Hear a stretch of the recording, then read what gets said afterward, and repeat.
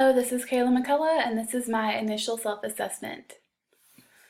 I think I have a basic knowledge base of the theory, research, and application of personal selection because of the general IO psychology courses that I've taken so far in this program, including organizational psychology and intro to IO. As far as professional experience goes, my current employer has given me 2 opportunities to be a part of initial search committees. So I've been able to use some of what I have learned in this program in a real setting. This professional setting is standardized, but I'm not sure how closely it follows theory and research. So I think that I have a great basis, and I'm very ready and excited to learn more about the theory, research, and application of personal selection.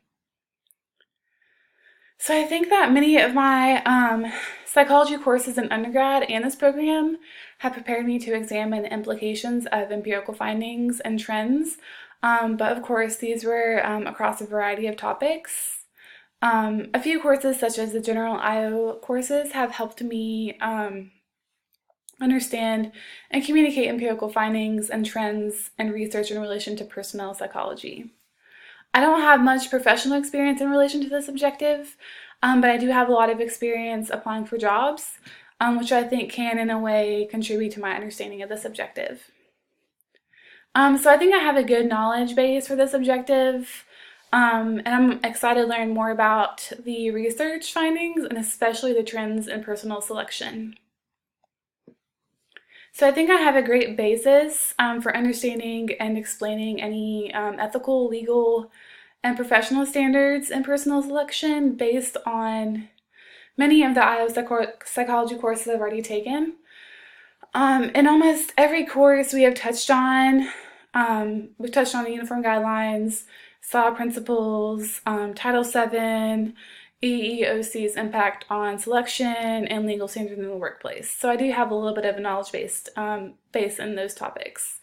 There's not been any specific information relating to legal standards of selection in my professional experience, but I have been informed of best practices of selection while participating in the search committees. So I think my previous courses in this program have helped me have a strong basis for understanding this objective. So for Objective 4, many of the assignments in this program have involved some kind of presentation of the results or best practices to a specific audience.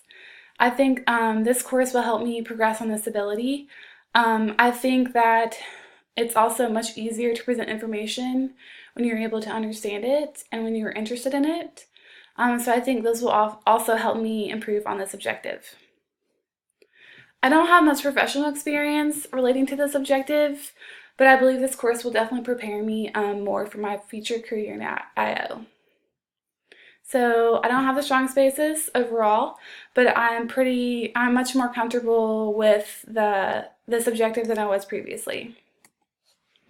So my first goal is to further my understanding and skill in analyzing and choosing selection measures.